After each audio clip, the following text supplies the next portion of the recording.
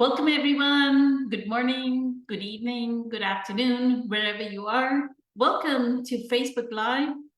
It is the 10th of January. I don't remember. I think this may be our first Facebook Live for year 2024. So Happy New Year to the group. And let's get started. Let me introduce the panel.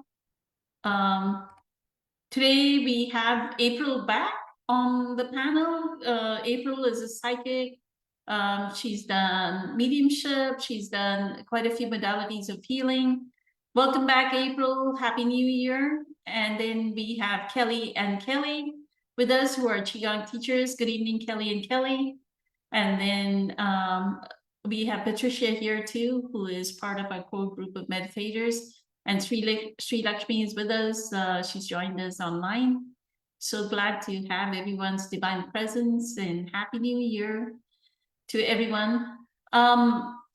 So my question, Kelly and Kelly may remember, but April, one summer was asking, what is starseed? In a lot of spiritual circles, people say you're a star seed. So she had that question, what is a star seed? And the second thing we were talking about last time was, and we didn't go into the depths of it, that yes, we know that there is a lot of wars, lot of, like, maybe the war in the Middle East, the war in Ukraine. But I've been listening to a lot of Dolores Cannon just because of you, April. And she talks about so much going on in the fifth dimension, the extraterrestrial beings, the beings that actually protect our planet. So I want you all to let's start off this year by talking about how much our planet is actually protected by these. I think she said the Palladians that are overseeing this galactic federation, right? So if you want to go into that, and I will tag everyone while you speak. Go ahead. Welcome back. Thank you. Good to have you back, and feel better soon. We are so lucky we have Kelly and Kelly tonight. This is Poonam, this is like, I don't know if Samara, she's picked like the biggest topic. So it's such a big topic. I'm trying to figure out how to break it down. The one question that Samara was talking about on the page, I think she tagged me and Kelly, you guys, right? She tagged us. It wasn't on the page, she tagged us. Where it was asking, kind of like, are we from Earth? Are we star seeds or whatever? And the answer really is both. It really is both.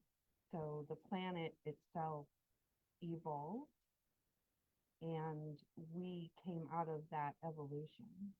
And the planet itself became conscious, and we are a product of that. But then there was some intervention, and that's where we get the star seed stuff from. And my mind is running because there's so many ways I can go with this, and this is like such a big rabbit hole. But as far as, are we protected? Yes, we are protected, and we do have help from there's Palladians, and there's Lemurians, and there is many other races that are not on Earth, but they are helping us. Humans are not, well, I guess we are ready because it's coming up more and more, but up until now, we haven't been ready to know about them or to see them or to have them visit. But we must be ready because it is definitely coming up more and more. And I don't know if you guys are aware of, like Dr. Stephen Greer, who had a 3-day conference with our government here in America, reporting all of the visits that we have had since about it's around the late mid 1950s, 1960s, of extraterrestrial beings. They're really higher dimensional beings. I don't like the word alien because technically we're all aliens. It's more extraterrestrial, but I like the definition of higher dimensional beings. They are higher dimensional, visiting us and helping us and intervening when we just kind of go off the deep end. They're not allowed to just intervene every day and change things. But if America, not America, but humans get a little too crazy, too war hungry, then they do step in and they will step in to deter us. So we have angels, we have beings from higher dimensions, and those are also here protecting us and helping us. You have your own self, your own higher self, that is also here to guide and protect you. And then there is ultimately source itself.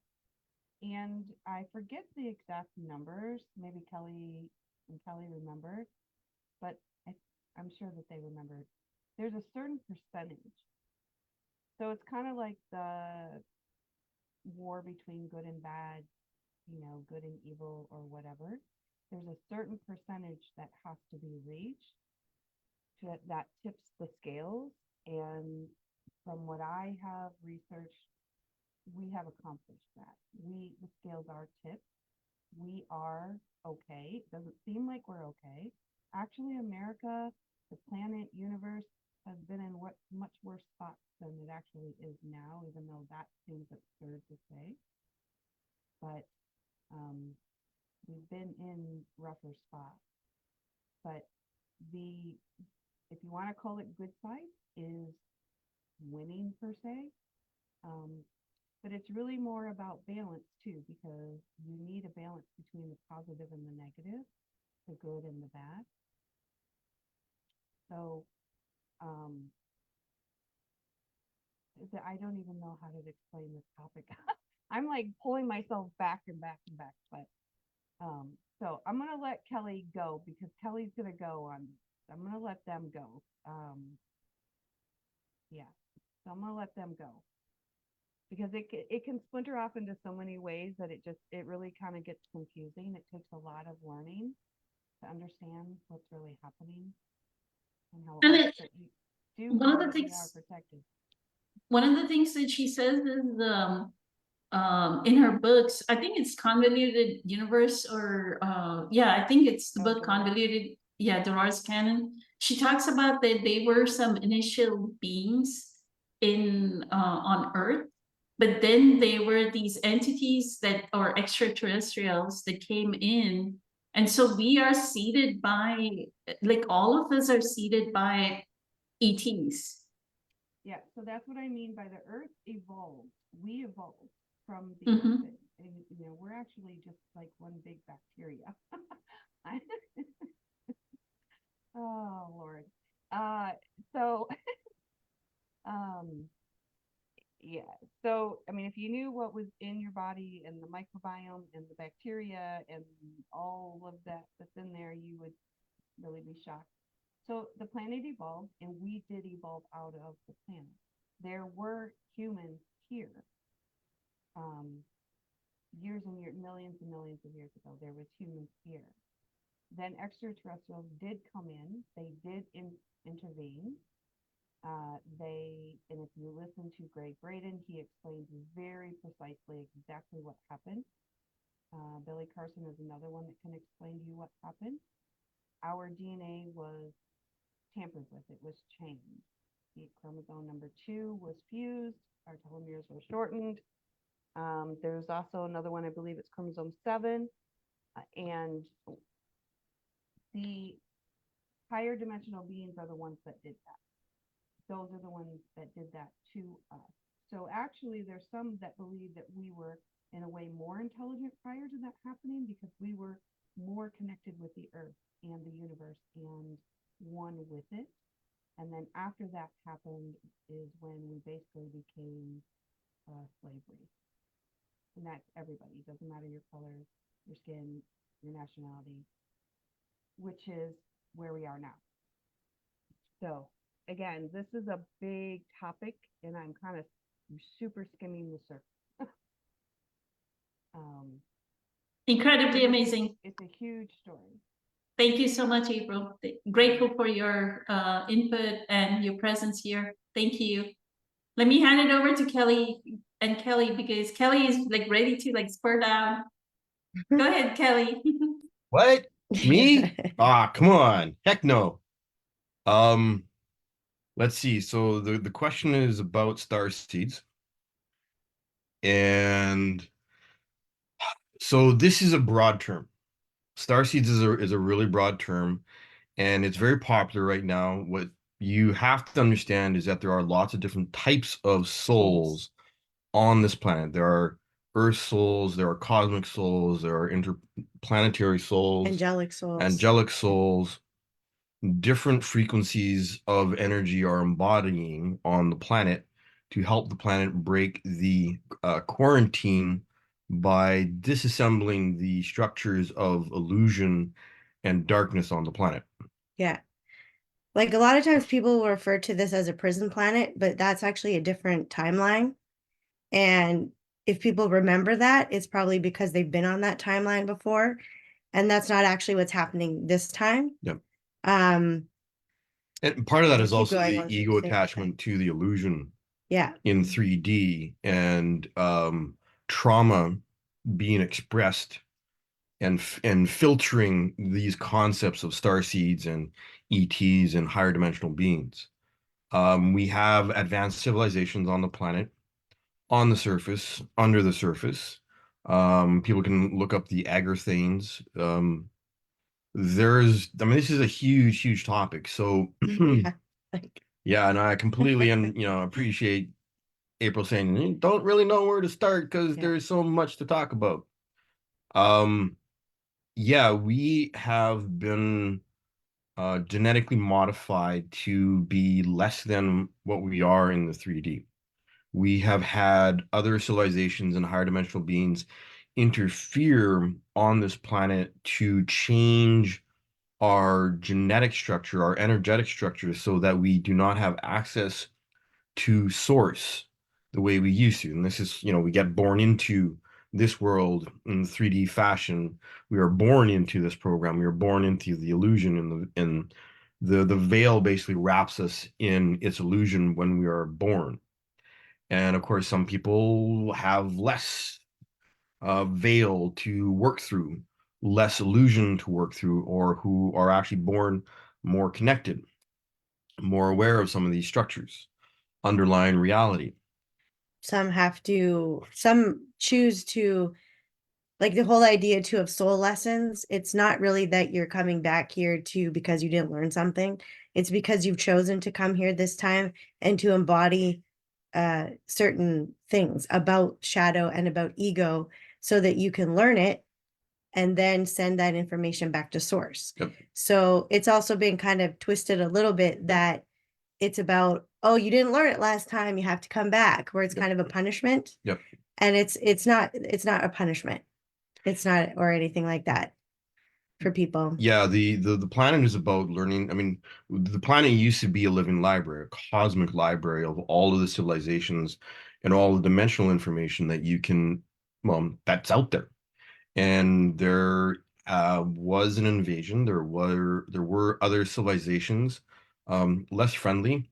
Is a polite way to sort of, start talking about the dark ones and the quote unquote prison wardens, if you will, or the people who built the illusion and built the veil around us to keep us quarantined, or well, not to keep us quarantined, but to keep us under control, because humans spiritually, we have access to all of our divine knowledge if we do our work and open up and embody that physically.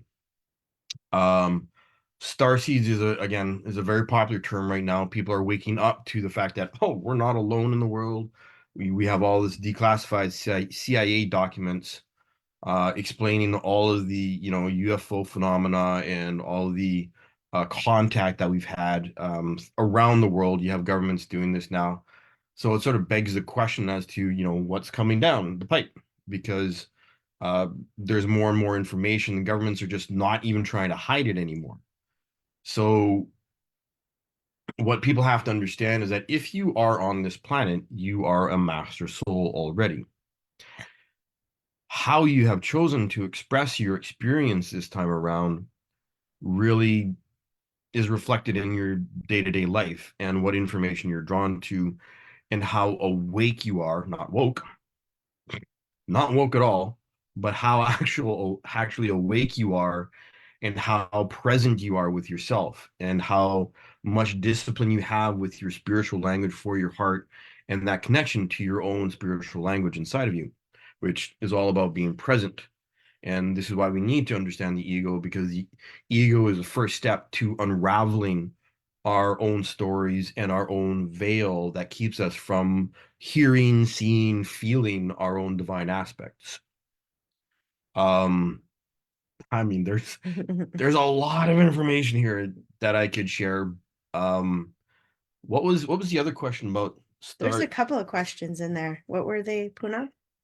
That we are protected, like they're like the Palladians are watching us. There are different entities that are watching the way that we are evolving. If Yes. if you're devolving, then they come in and they take birth, like they're souls that take birth to balance that. According to Dolores Cannon, she calls it like the first wave. There were like 3 waves of people that took birth.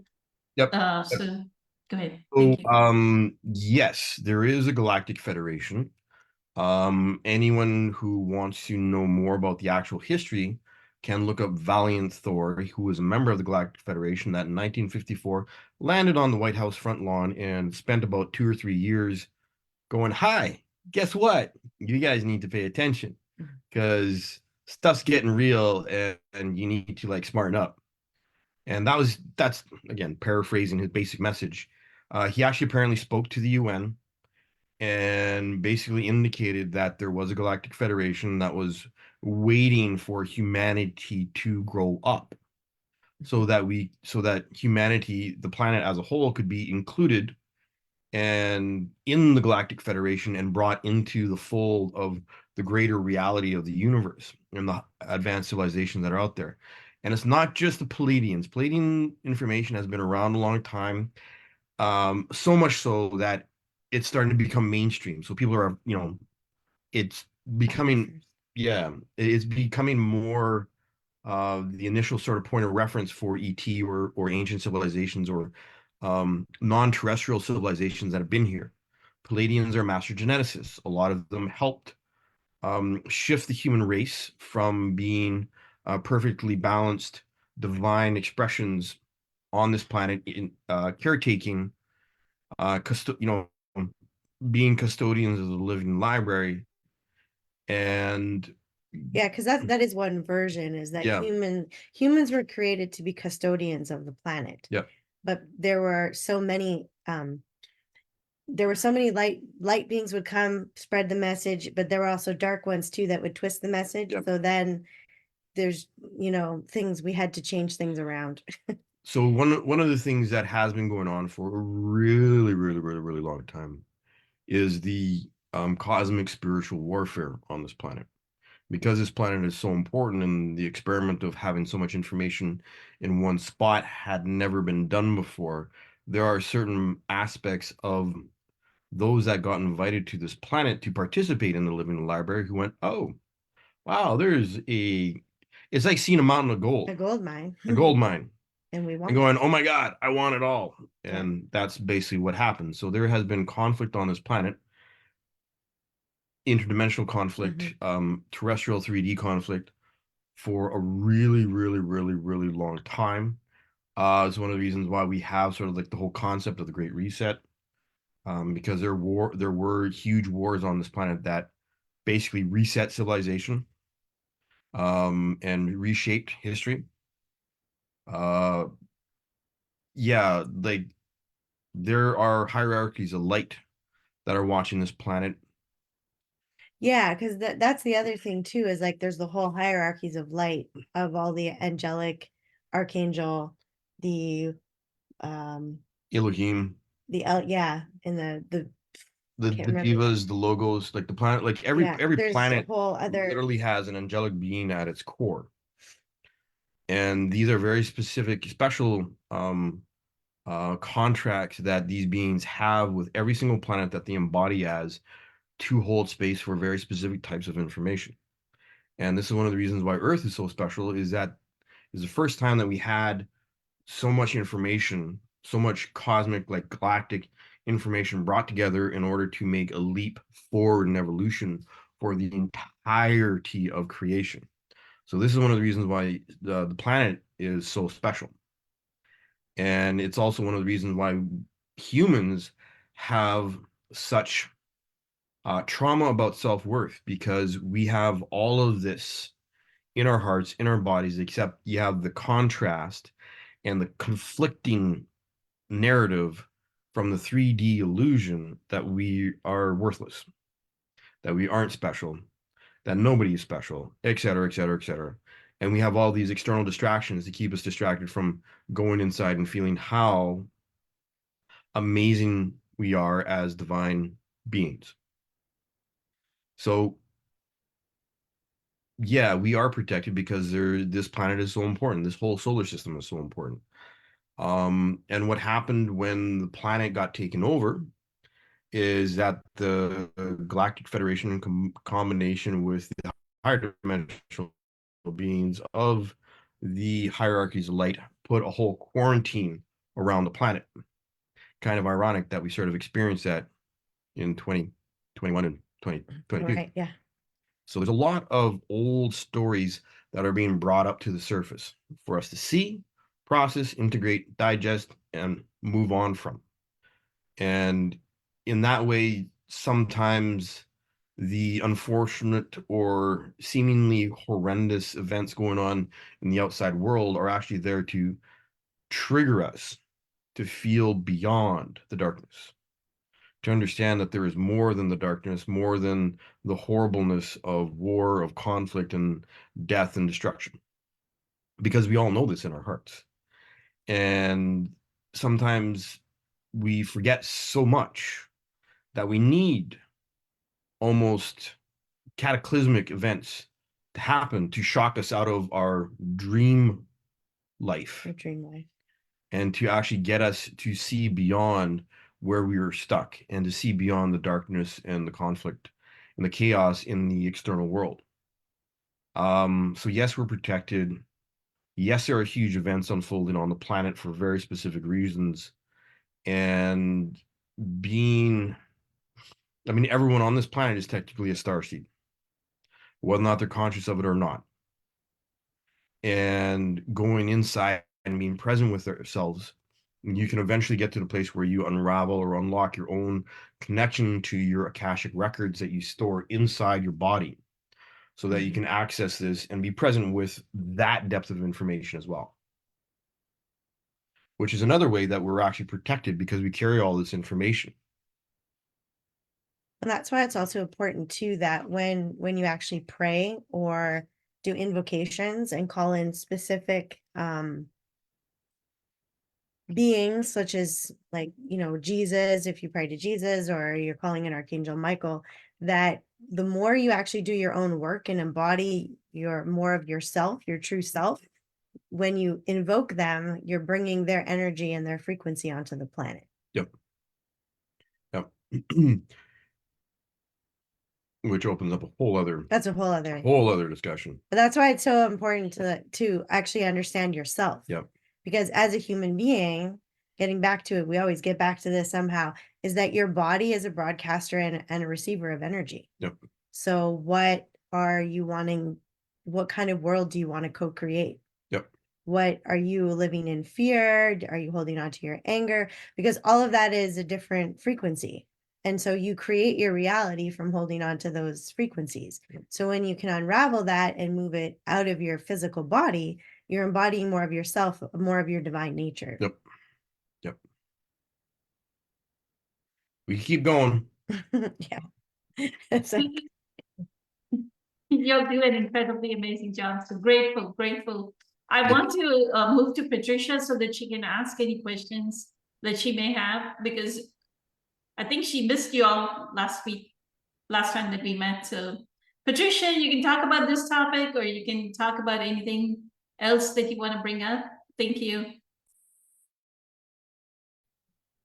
I'm just working daily on being more aware and, just practice my presence and just really being more of an observer so I can, what Kelly mentioned, get to that point when I can, really read and be aware of the information that I carry. Because like he said, I haven't really felt very special up to that point. So yes, and it's just blowing my mind to hear that, it's so much going on that we are not aware of. But in the meantime, we are that, and we meant to be here. And so it almost feels, wouldn't want to say unfair, but it's like, what's the point to take away all that wonderful access to all the information for people to struggle? And It's because yeah, sorry, that's the, the that's the message illusion. with us. Yeah. So when we get disconnected from source, the whole point is the trauma of that separation. The trauma of that separation is the source of all of our trauma.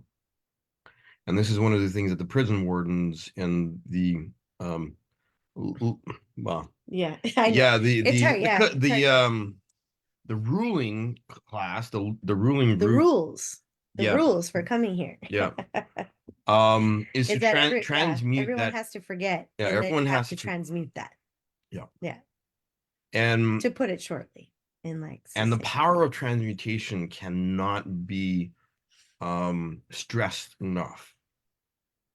And this is, in Jesus's message and Buddha's message, Kuan Yin's message, being merciful and forgiving of ourselves is profoundly important.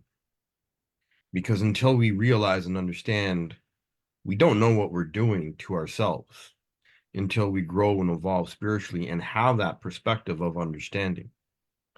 And the point of keeping us separate from source is to keep us off balance and ungrounded and unrooted, and to keep us from connecting with our hearts, so that we can constantly feed the energy of fear and chaos.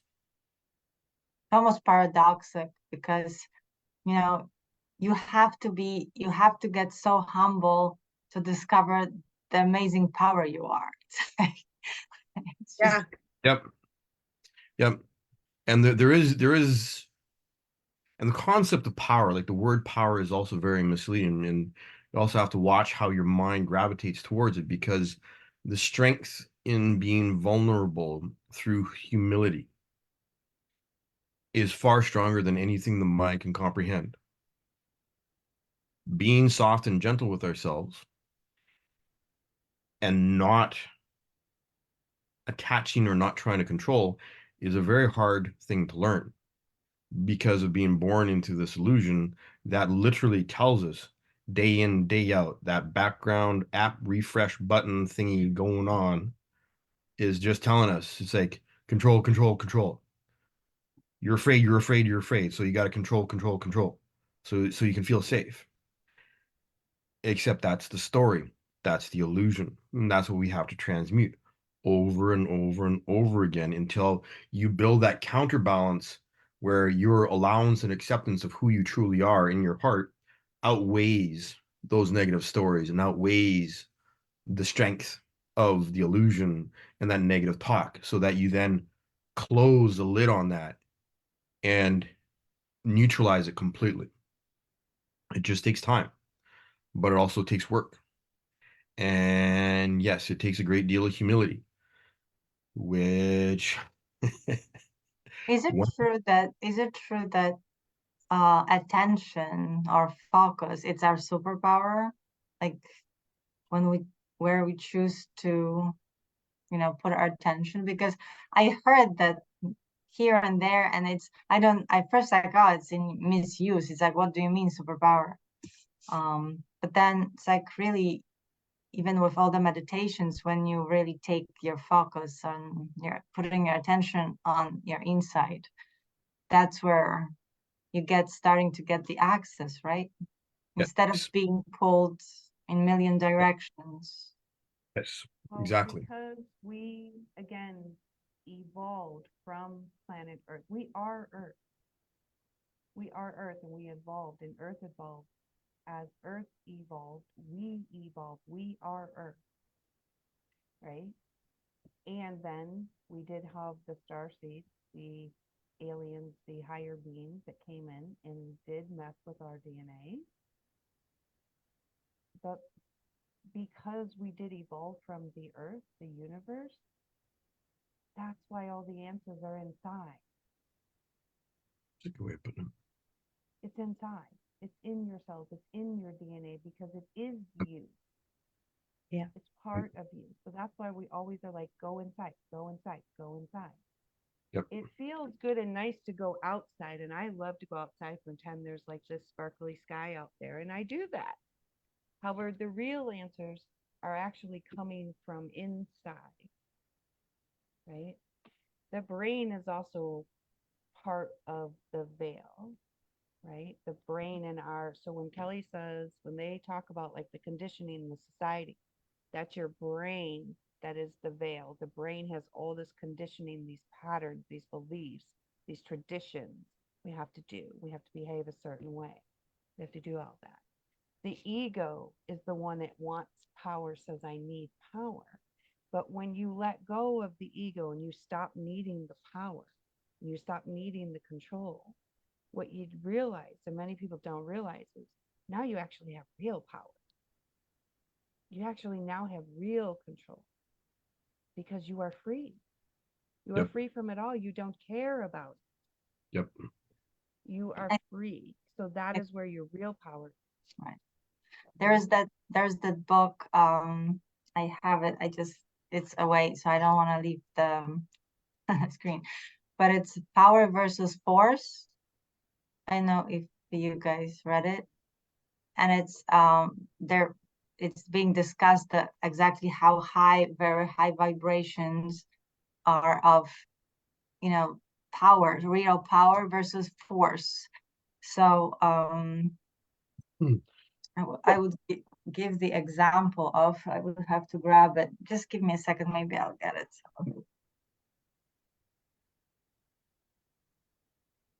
Interesting topic. While she's getting that book, I'm gonna bring up, the other thing I've been doing, April, is looking at videos from Matthias De Stefano, and he has been, Love him. especially ever since the war in the Middle East started, right? Or the conflict started. He talks about all these activations that he's planning to do to bring peace. So that's something that we can work towards as well.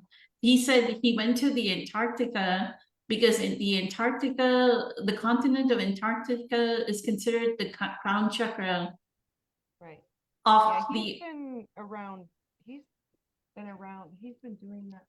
He's done that a couple of times now where he's went all over the world to different chakras of the world and opened them. right. Trying to create balance and peace. Yeah. I love Matthias. It's like he's like 30 years old and he's I know, young. it's 30, amazing, 30. isn't it? It's amazing that he has. And again, back to the same thing. Dolores Cannon talks about the civilization that was Atlantis, and he supposedly remembers his past life Yeah. from He's an Atlantean. oracle. Matthias is an oracle. And I look at him and I think, okay. And I look at my higher self, I'm like, what's up? Like, you couldn't have picked a better role. Instead, you picked to be mom of 500 kids. What? Hey, I don't know about this agreement here, right? Yeah, I like Matthias. He's very nice. He's very honest. He's, just telling from his perspective. And he says, this is my truth. It doesn't have to be your truth, but this is my truth. And, he makes a lot of sense when you Mhm. listen to him. And yeah, I really like him. And that's what somebody was having a podcast conversation with him about what to do with the exact conversation we had 2 weeks back is what to do about the conflict. And he was like, you can do things like this. You can go for an activation in Mhm. the Antarctica and like you stimulate the crown chakra, and that way, if the crown chakra is happy, right? You sit among the penguins, the crown chakra is happy, then the planet will end up being happy Yeah. that So way, right? those structures have to break apart, and that's part of what's happening. But like in like the course that I'm taking, it's there's it's the same thing, they just have a different name for it. The name they have for it is called Mingja. Mingja is the same thing as observer, same thing as, right? Um, but what you do when you want to heal somebody, what do you do when you want to heal somebody? You don't focus on the broken arm. You have to Right? feel What do you do whole. when Joe Dispenza's You healing? have to feel whole. It's the same thing with the planet. Mhm, Same thing. If we focus on all the sadness, all the tragedy, which it is mhm. sad, it is tragic, then that's what we're giving energy to. Instead, if we focus on these areas getting along and coming to agreement and that's Right. where our energy needs to go. Yeah. Exactly. Patricia's back, so thank you, April. So, but that's exactly what the book is talking about too.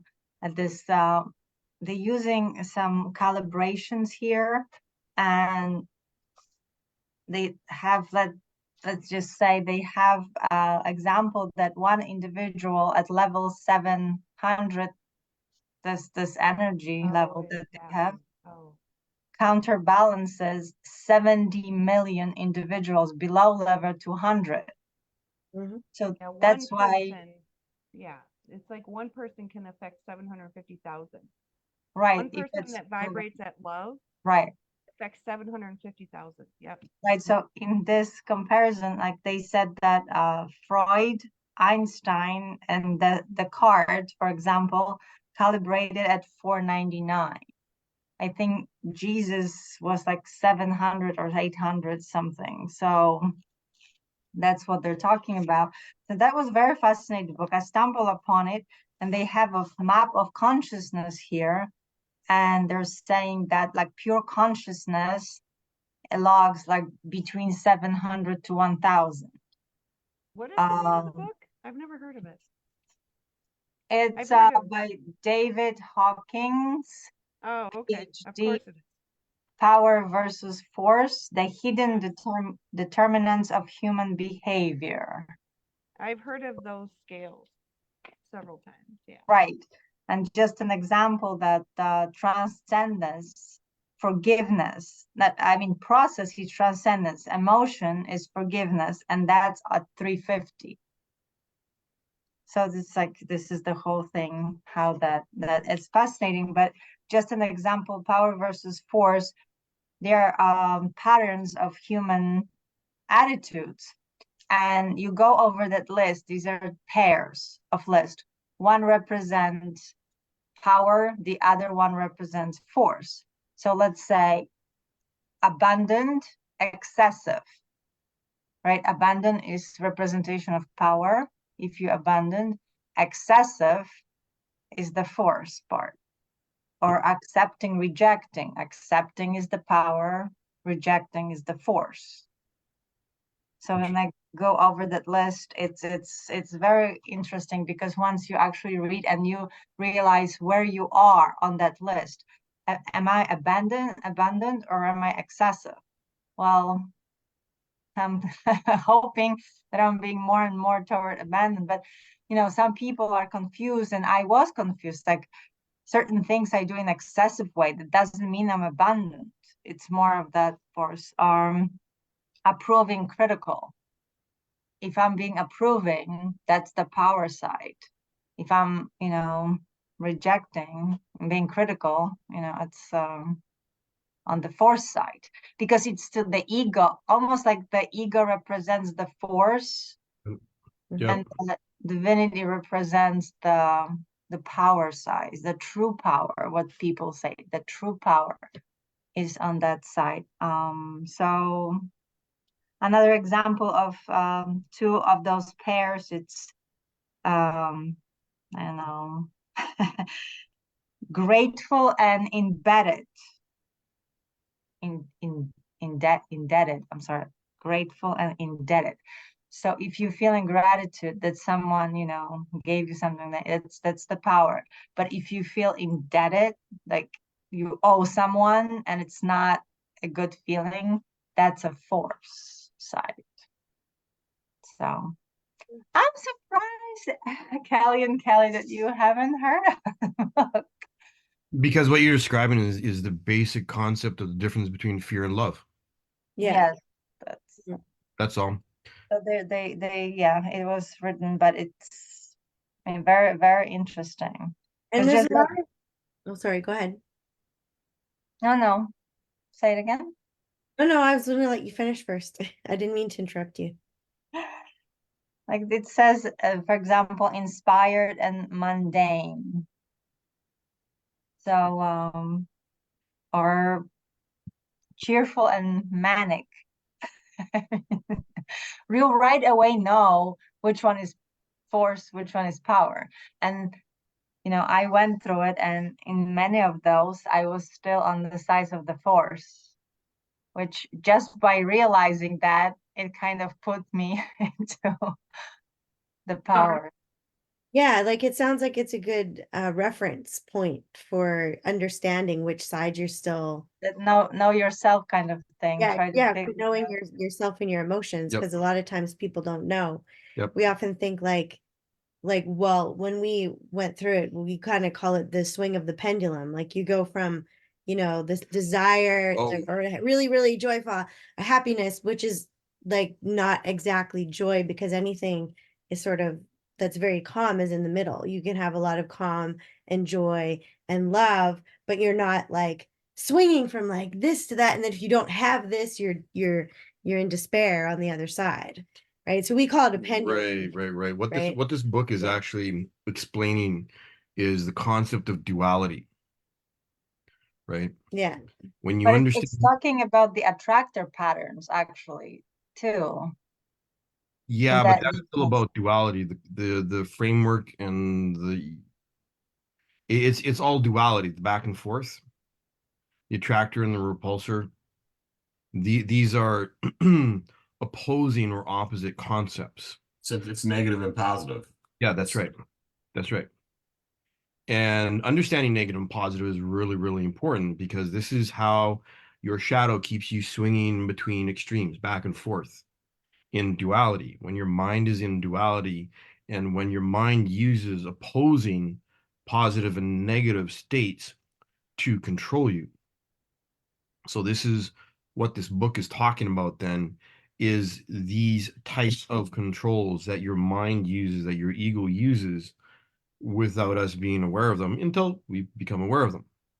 So it's really not as much as like duality, because it's talking about, because a person like, let's say, Jesus was vibrating on so high things, so he is not really an opposite of someone that it's like devil, right?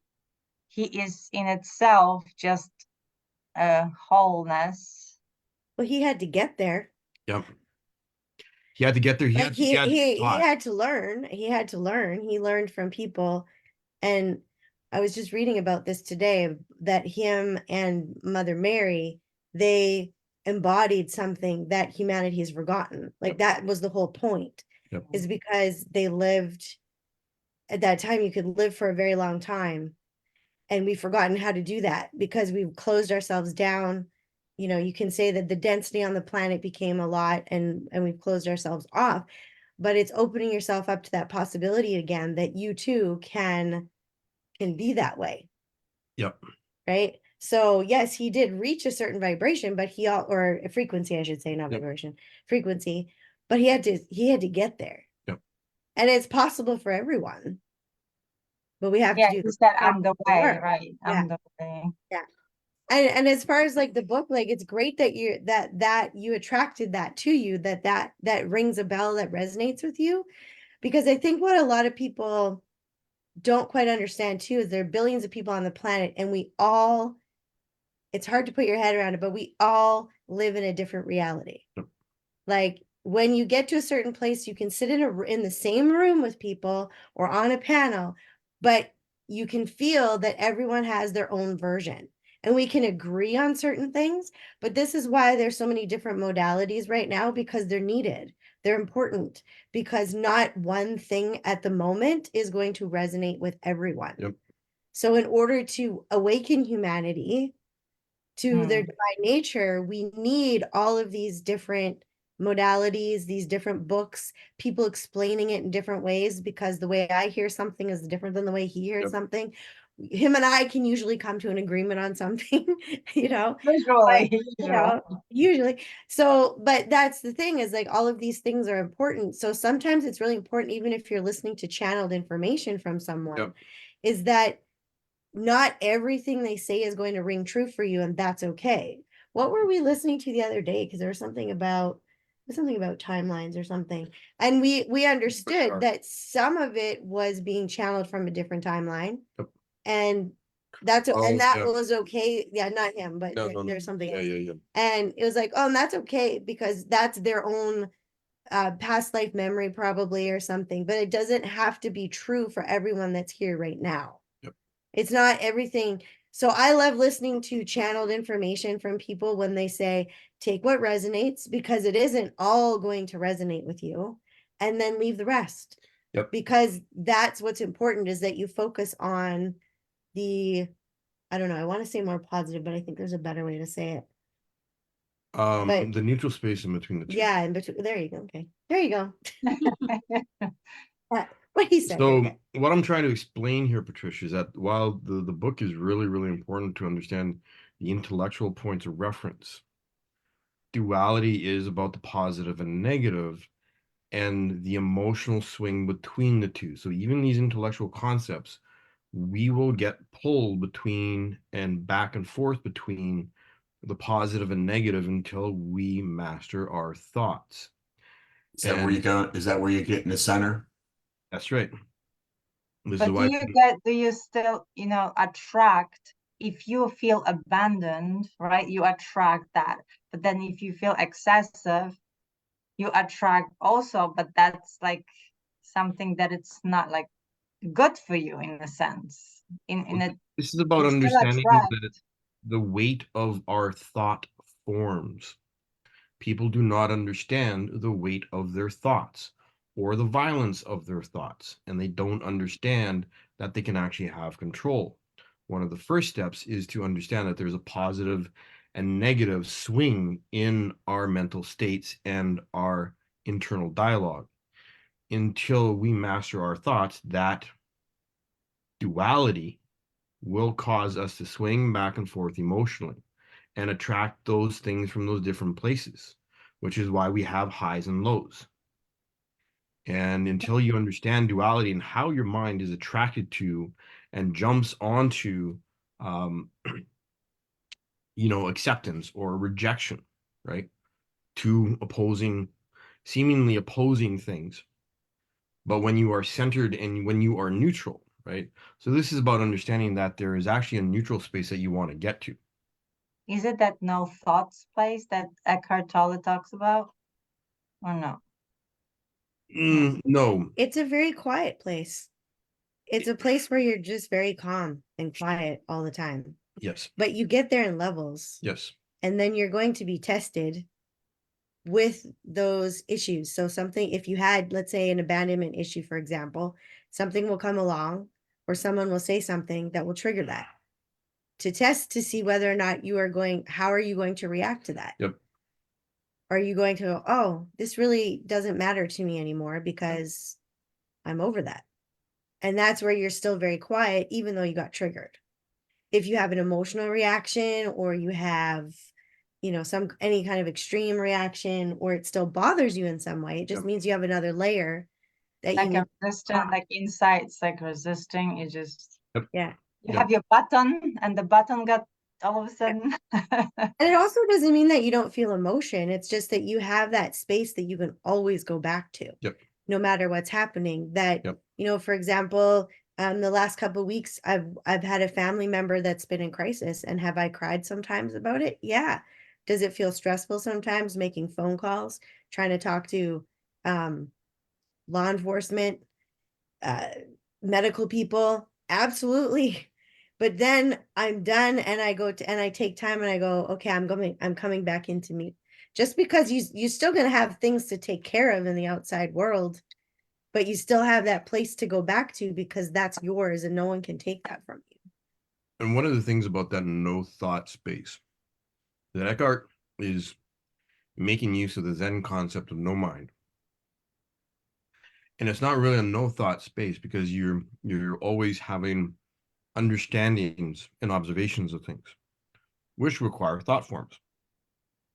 And it's better to call it a place of stillness, because as Kelly was saying, there is a place that you develop by observing the back and forth and the duality of the mind and the hijacking of events and experiences and being pulled to one extreme or the other emotionally. We get into a place where we forget that there's anything else, especially if the experiences are super intense, which is why it's hard for some people to understand that there's a place where you can exist with no thought, or where the ego attachment to everything drops away and all you feel is stillness, even though you have thoughts. So you're not identified with those. There's no attachment. Yes, exactly. Well, and everything that's created here on the planet and in the universe came from a thought. But it's not the kind of thoughts where it's like the hamster wheel running in your head. No. It's like a very pure place of inspiration that then flowed through something or someone, Yep. and they created it. Yep. But most of us aren't there yet. Like I'm not gonna say I'm just scratching the surface like a little lotto ticket, you know. But but when you understand that is a possibility, that everything that's created comes from a thought, but it's not the way that we've been taught to use our mind. Nope. And so we need to learn how to calm down in there and So use it differently. The book that you're referring to and that you brought into the discussion, Patricia, is talking about mental projection, which is the force. So this concept of force in the book is literally what mental projection is all about. When you are projecting a concept outward instead of claiming your power and being present with yourself and just allowing and not being attached to anything. So I actually have questions to everyone too, because like I know I play like this a little bit, and someone a few years back I suggested to choose a word for a year. Like I don't know, ask what's my word for a year. It doesn't I'm have to actually, Patricia, what I'm gonna do is I'm gonna move to Hugh and Francesca because it's getting late for you, right? Is that okay? yeah, And then we just can ask you a question the next time. sure, I will. Will that work? Will that work? Yeah, I'm sorry, I didn't realize. So I guess I was so in what is it, engrossed in the Hey, Kelly's. I can yield my time to Patricia. Oh, it's so good to see you here, though. How are you feeling? How are Thank you? you, Patricia. I'm Go good. ahead, Hugh. I'm good. So what's your word for this year? Entanglement, quantum entanglement. Oh, I think that's where Kelly was going with different technologies, you know. And does everybody understand quantum entanglement, by the way? Yes, we do. Me and Dr. Joe Dispenza. I love you guys, man. That's badass. I mean, really. I mean, that's like when you can take a star that's 400 light years away, and the photon or proton or neutron, you can turn it 90 degrees here on Earth, and it instantly turns 90 degrees 400 light years away. then you think the star you're looking up in the sky, you know, it could die and then it's 400 years before the light gets there, you know? So he was talking about energy earlier about projecting. And from what I just understood it, in the 1960s, they knew about consciousness and the science of it, how and Einstein knew about it, but they just nobody it was like taboo. It scared Einstein, you know? So when someone says like Rob Rules, he said to me, he sends his love across the country to his daughter. And it started to make me think about remote viewing because they do that over here at Fort Meade and stuff in the past, you know. And I think it all goes back to the quantum entanglement thing, you know. So that's it. I just think you guys got me thinking all kind of wild stuff. Be honest with you, when I started hearing it, at first I'm thinking, oh God, I'm just not gonna be able to wrap my head around it. And then all of a sudden I'm getting sucked in like you, Patricia. You know, Did you say at Fort Meade they were doing remote viewing? yeah, I worked with some people and yeah, they were. Oh yes. Kelly, you want to explain remote viewing? So that people know. I know what remote viewing is because I listen to Elizabeth April, who does remote viewing. Go ahead. Remote viewing is a type of astral projection where you visualize a location. I did it. Hmm. I mean, Yeah. they tested, and I'm telling you right now, the person on the other end drew a picture and he sent me the image. I swear to Christ, I described everything. It was a farm in over in New York. I could see the cows. I could see the windmill. Grain And silo. what's that? Grain silo. Yeah, it was. And the thing about it, and the thing about it, How did you know, Kelly? listen to this.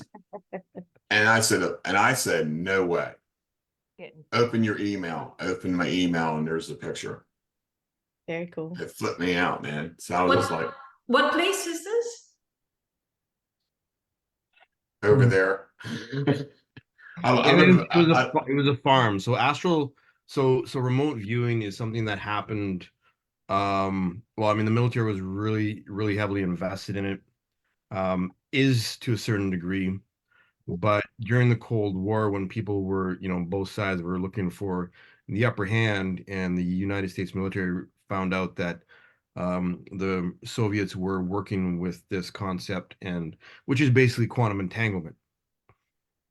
Right. And it's basically being able to fine tune your awareness to pick up the structures of particle waveforms or energy at a distance.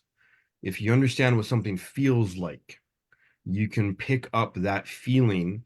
If you have had a conversation with someone on the phone, you already have a feeling for their energy, so you can usually pick up what they are sending out, which is why when Hugh started talking, I was like, oh yeah, grain silo, barn, blah, blah, blah. It's something I used to practice years ago when I was meditating. And of course, it's like astral projection and remote viewing go hand in hand.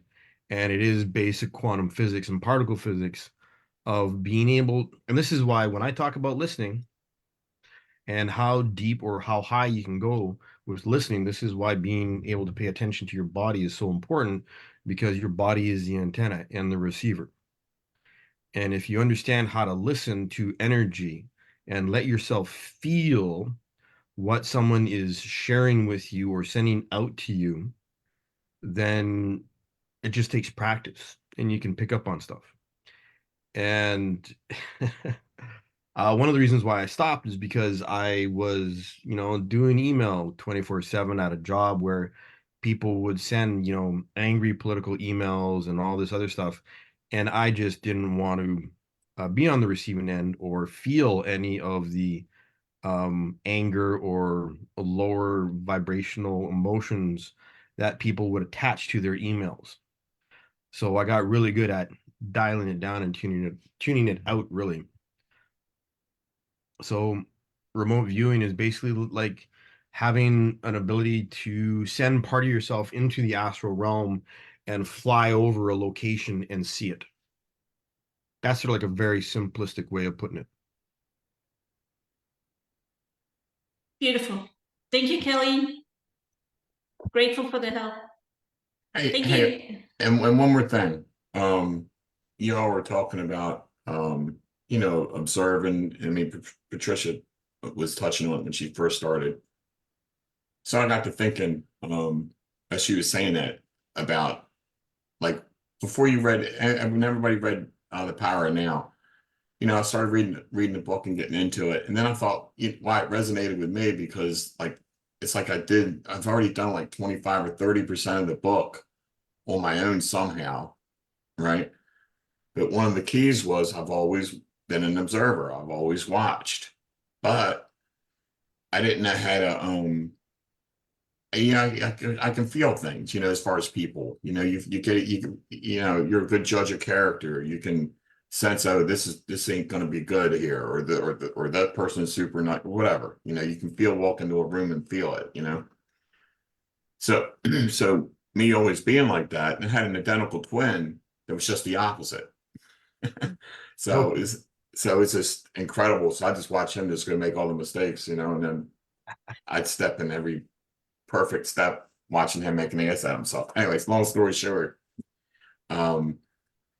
so by doing this for forever, I had issues with that anxiety.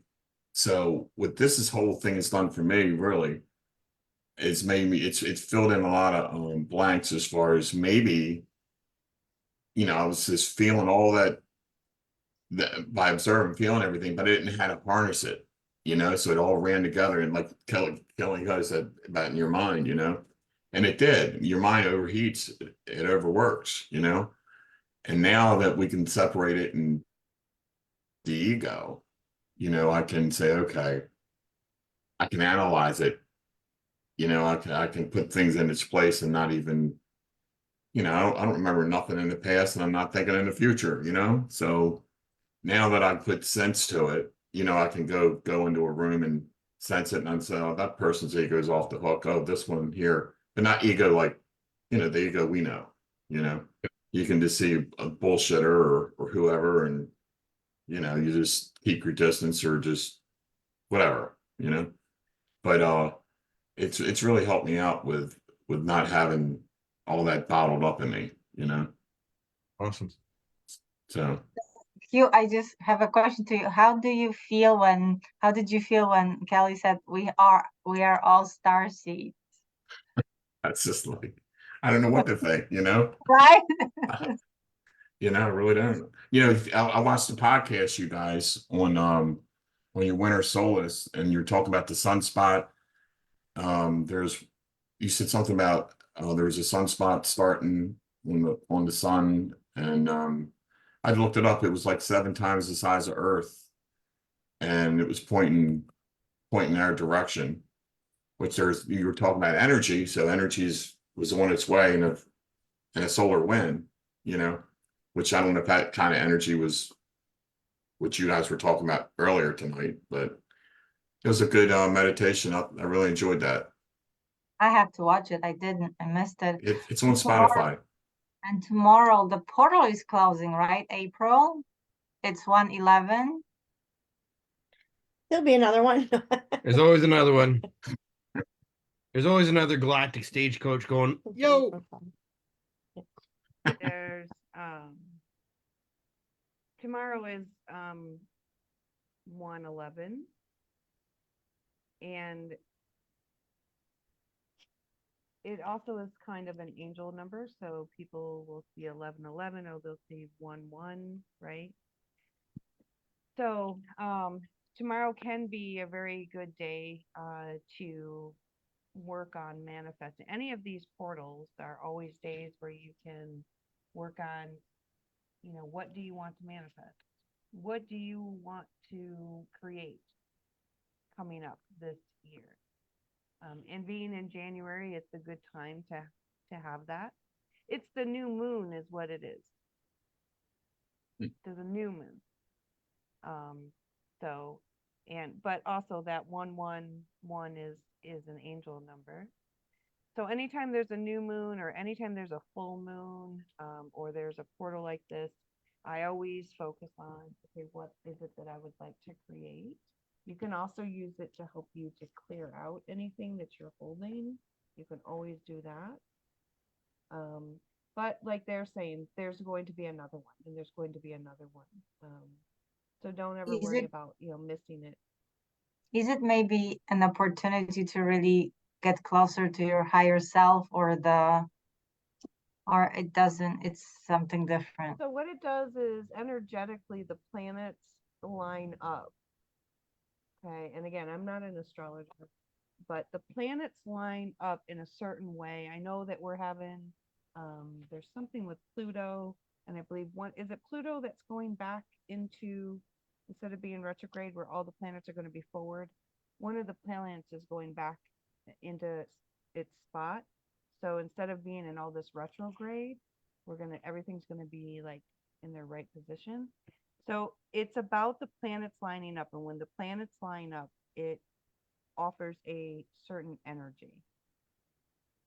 And I'm not an astrologer, but then like Pluto lining up in Capricorn means something, right? So I'd have to look it up again and see, but I do know that tomorrow is a portal, that it is a time, and it's because of the alignment of the planet. And what was your Planets have- experience? What was your experience? And also Kelly and Kelly, with the portal open on 11/1, which is 1st of November, right? And it was supposed to be all that we talked about. I know Kelly was mentioning. So what in your like personal thing, did you notice, or did you notice So- anything different? So Different. I have all kinds of weird things happen. I don't know if you want to know what happens with me. Yeah. Right.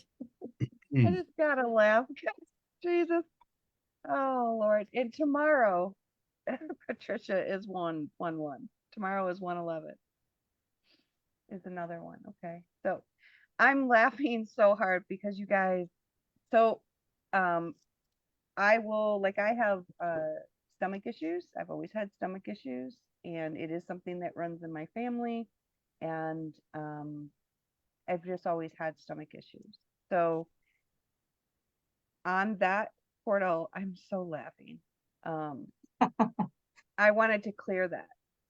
I wanted to see if I could go in deeper and clear that. And actually what happened was I ended up back in what was it, 17, I ended back in 1834, and I died in 1871 from a stomach infection. In that time there was no medicine. Wow. Okay, and then I ended up in another lifetime where I had another stomach issue, and it's funny because it actually looked like a square in my small intestines. It literally looks like a square, and it was in 1391. So when you said that, I'm laughing because you don't want to ask me what happened. No, it's fascinating. I love Right? hearing it. That's a good share. Thank you. So So many things like that can happen if you want to just do your surface, like, hey, I just want to be able to clean my house more or something. You can do that. If you want to go deeper, like such as health issues, you can do that. But I did that because I've been doing this a long time, and I can go that deep. I can do that.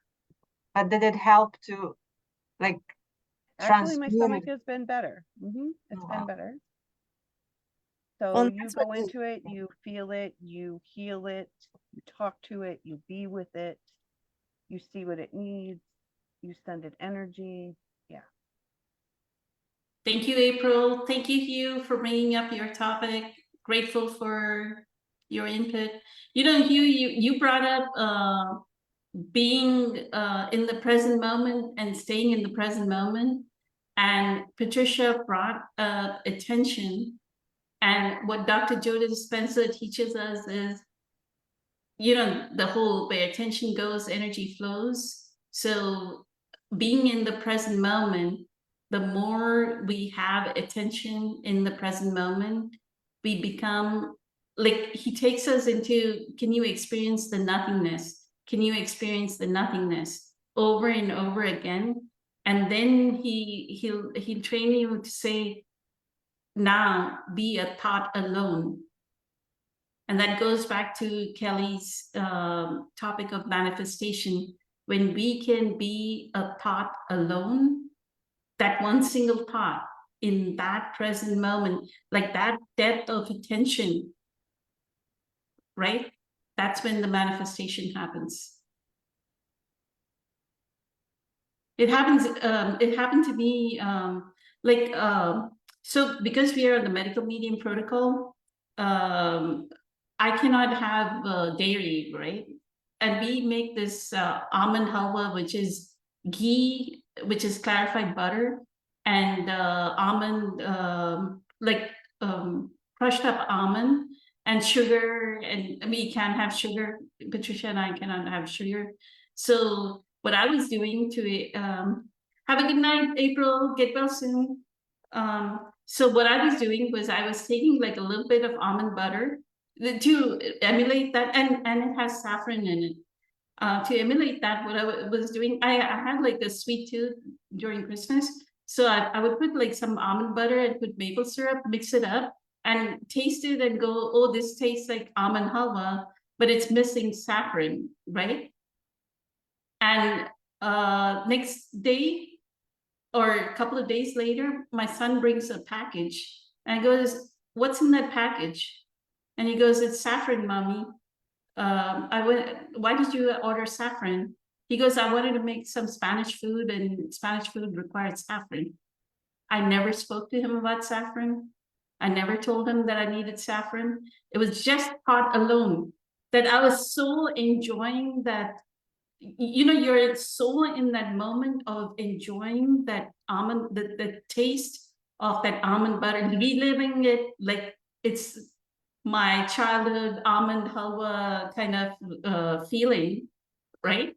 And then you have the thought alone. It's missing saffron. It manifests. Tying back to what Kelly was saying. Let me go to Francesca so that we can wrap this up.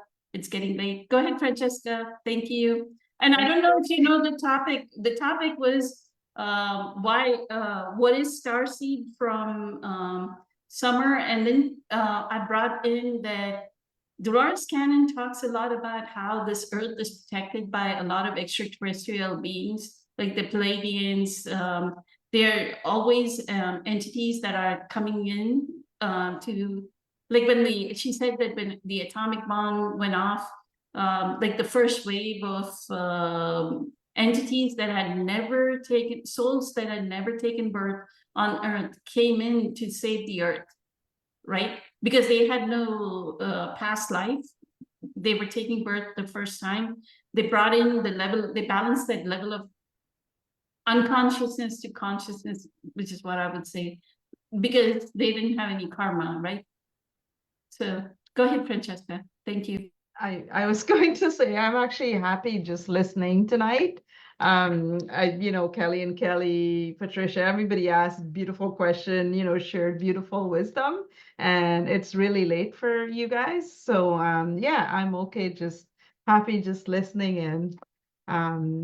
Yeah. I want you to contribute to the topic, and you can contribute to the portion. I just brought you up to speed to what we talk about, but then you listen to Patricia and Hugh. So if you have anything that you want to give an input on, how are you doing?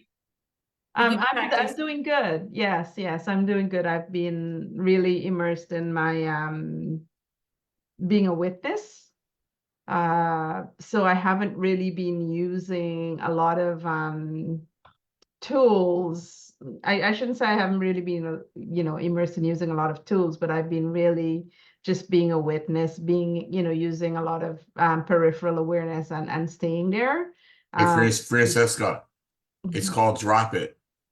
That's what you said. Literally, I said that earlier. Yes, I've been dropping everything, like literally everything, and just really practicing mindfulness, immersing myself in that space. And it's so funny, the topic of remote viewing came up because it's something I practiced, a bit of, especially when I was with Mind Valley, actually.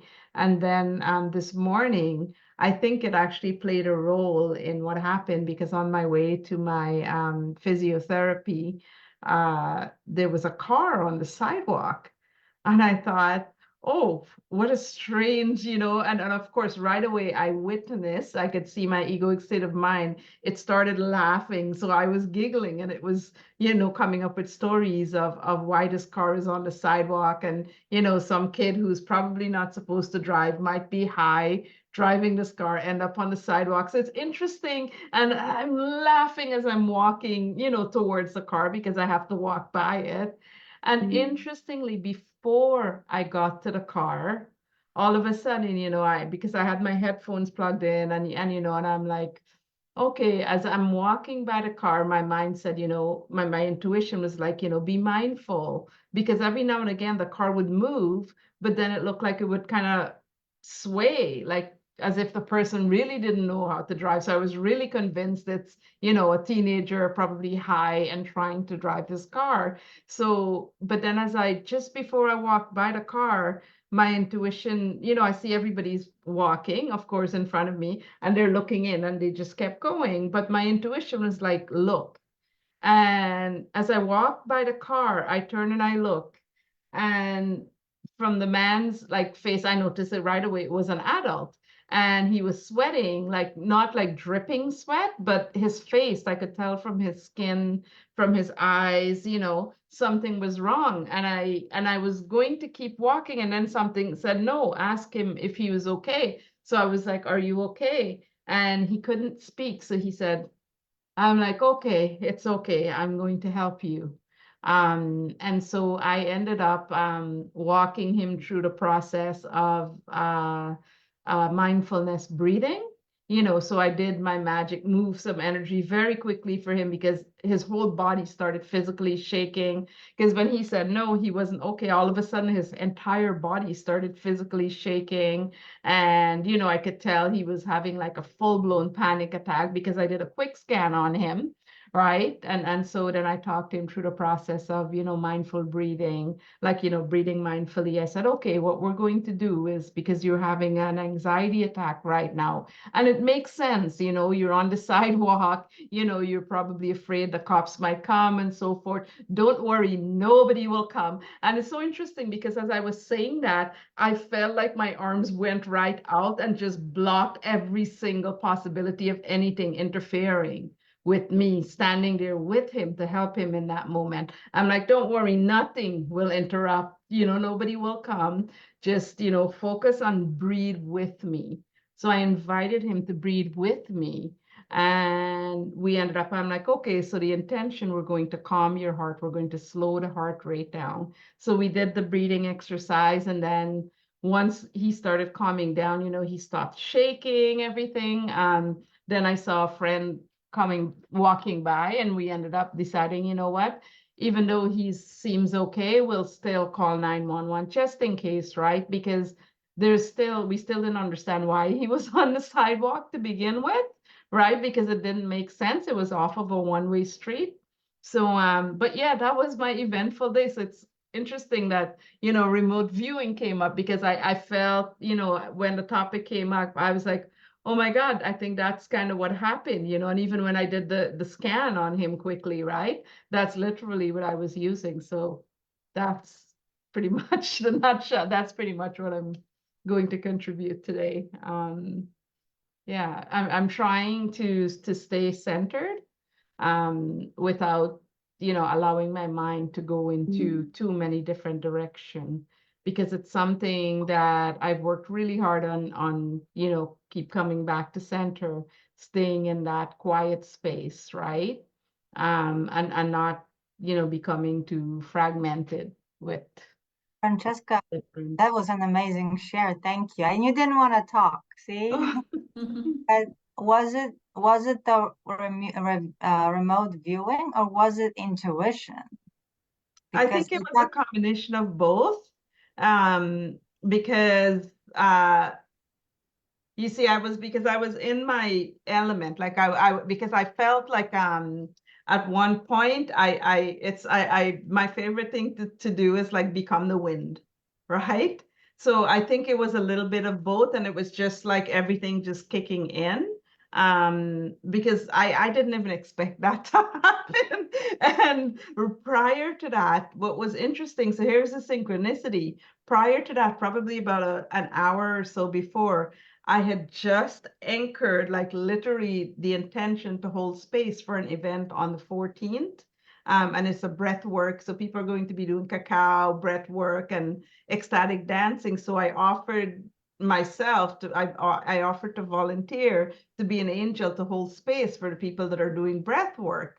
And I literally just anchored that, okay, I'm going to start preparing my body, my mind, and because it's something I prepared so that, I go in and I hold the best possible space. And it's so interesting that happened an hour. And then as I go outside, here I am doing breath work with a stranger. I had no plans on, and so I'm like, okay, I wonder what the synchronicity is here. Is the universe telling me that, okay, I'm ready, or what's the message? So that's kind of what I'm sitting with. maybe But that you heard the definitely, voice that said, no, you gotta look instead of just move past by. pardon? But I would agree with Patricia, Francesca, because like Kelly says, my understanding of what remote viewing is like you have to astrally leave your body. Like your consciousness has to leave your body to go to the other location.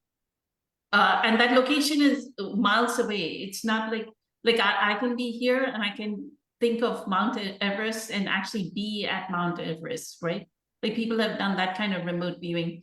Like Elizabeth April, the way she talks about remote viewing is she's in Nevada, right? But she's going to like some military base somewhere else in another state, another city. She can go to Antarctica. There's some base in Antarctica, and she's seen that as well, right? We think Antarctica is not. She talks about that. We think that Antarctica is not inhabited, but like all these countries have a presence there. I don't know if everybody knows that there's military presence in Antarctica. So it's not, so that's what I think is remote viewing. This is more like an intuition that you're walking through, but it's it's like an incredible amount of awareness that you saw and you were able to see that person. And I had done Facebook Live on, there's this little voice in their head. Like there's a small voice. There's one voice that is constantly talking, right? But then there's this little voice that says, hey, look to the left, Yeah. right? And that is very necessary, and that can only happen when we are in deep presence. If you don't have the presence, then that voice comes in and goes, and we are just being unconscious about it. Yes, I agree. Also though, when you could use remote viewing also to like scan people's actual physical body. So that was where I used it when I did the scan on him, because Quentin, the other guy with me, he said, oh, maybe we should call, what do you think is happening? And I said, I'm pretty sure he was just having a panic attack, right? And then I could feel, and then my intuition was saying there's also something else going on here. So he might have used something, or I'm not 100% sure, but I didn't pry. I felt there was something else. But when I did the body scan, I like in relation to his state, in relation to where he was at, I was certain it was just like a panic attack. So I like, based on, maybe it's not even remote viewing, it could very well be just based on his skin, his Intuition. eyes, his body.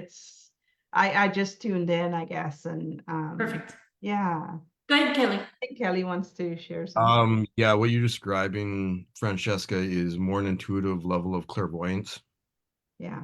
And what you're describing is not remote viewing. And Yeah. when you do remote viewing, actually, Poonam, your consciousness doesn't leave your body. No, that's You have anchor points, and there's very specific protocols that you do so that you're energetically safe and you can come back if you get caught up in any astral eddies. yeah. It's very common to mix up clairvoyance and the concept of remote viewing because both involve sight, Yes. all an intuitive level of sight. They're related, but they're also very different. Yes, yes, I agree. And it's something I haven't used in a long time since Mind Valley. So yes, 100%. Yes. Thank you. Thank you. Beautiful. Clarifying.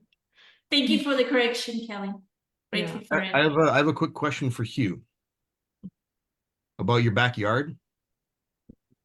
Do you have a shed against one of your fences? I have a Like there's a It- shed it- on the other side of your yard. There's like I want to say almost a garden or a shrub or something. well, yeah, I have a rain garden right next to the shed that looks like a miniature version of my house. Okay. Okay. Oh, you have to take a picture and show us. I will. It's beautiful. Yeah, because now I'm It curious. is. And okay, one more question. Is your front yard like open? Is it like unfenced? Yes. Okay. All right. So you just did remote You viewing just did on- remote viewing. That's exactly what he just said. Because Show off, you know, just well, no, kidding. like ever since you like spoke, I Hey, literally I'm telling you, man, when it happened with me, I didn't really talk about it until now. And Oh. and then people are gonna think you're nuts, you know. So, but the person that I was doing this with, I was supposed to meet up with her. All right. Now listen, I didn't want to meet up with her, right? So I was starting to get like, I just don't want to do this, right? And she's telling me how I'm feeling, and it's really flipping me out. Mm. You know what I mean? And then I'm just like, you're nuts. I'm just like, boom, I gotta get away from this. But it freaked me out, so. But well, ever since you shared, and thank you for sharing, because I appreciate how it's not something that everyone's gonna appreciate and or understand. But ever since you talked, I've had this bird's eye view like of your house in the backyard. So, and it was just flashing. So I wanted to ask to confirm. yeah, So thank you. thank you. purpose? What's the purpose of it? Why does it happen? Those from It doesn't happen. You make it happen. Yeah, you kind of have to train your mind and Yeah. sensitivity, and there are meditations for it and stuff like that, and practices to sensitize and discern, to train your discernment in terms of what you're feeling. And it's a meditative practice at first to build a toolbox for it. What about someone's privacy? I mean, I don't want someone remote viewing me. Oh, well, I mean, if you're That's what actually- happened to me. I'm telling you, man. That when she started telling me, I was like, oh my God, she's spot on.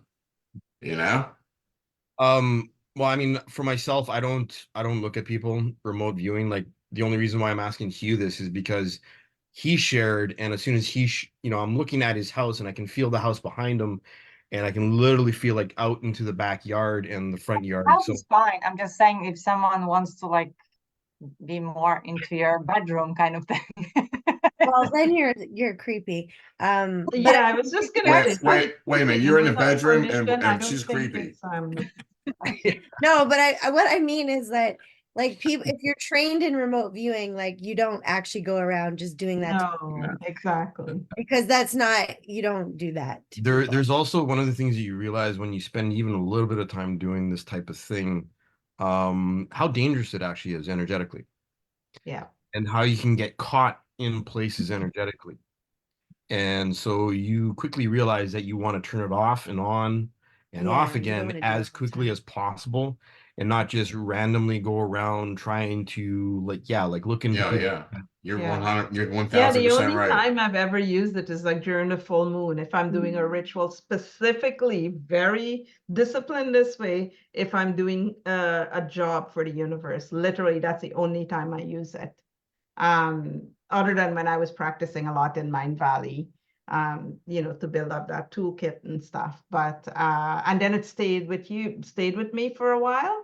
But no, after my last ritual for the universe, which was about 2 years ago, I've actually dropped it. I'm just in the process of getting ready for another one.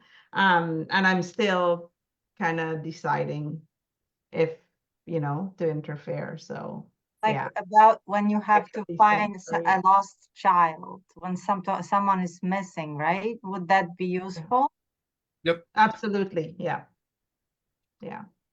The way Elizabeth April explains her remote viewing is she goes to the Galactic Federation Council whenever they have like it's always the 11th, like tomorrow will be when they meet. It's always the 11th day of the month. The round so table, she- yes. she does she goes and remote views there, and then I think she records what they've said about what's going to happen in the next month for the planet. And then this military bases, she said she goes as a remote viewer, but then at the military base, even like if it's an American military base, they have remote viewers. I mean, they use remote viewing to protect the base as well. So she has to, like Kelly said, she has to do it very fast. If not, they'll catch her, right? Even because they are remote viewing as well as her remote viewing. So it's like warfare in the fifth dimension or whatever dimension that she's gone to, the multi-dimensionality of us. So that's what I wanted to make everyone feel empowered about this topic, that we are multi-dimensional beings. So embrace it. And now you've heard it from different people. You've heard it from Hugh. You've heard it from Francesca. You've heard it from April and Kelly. So with that, thank you for choosing your divinity over your humanity. Grateful for the input. Thank you for the insights and wisdom shared. Incredibly amazing evening. Thank you so much. Much love, many blessings. Good night. Thank you. Bye.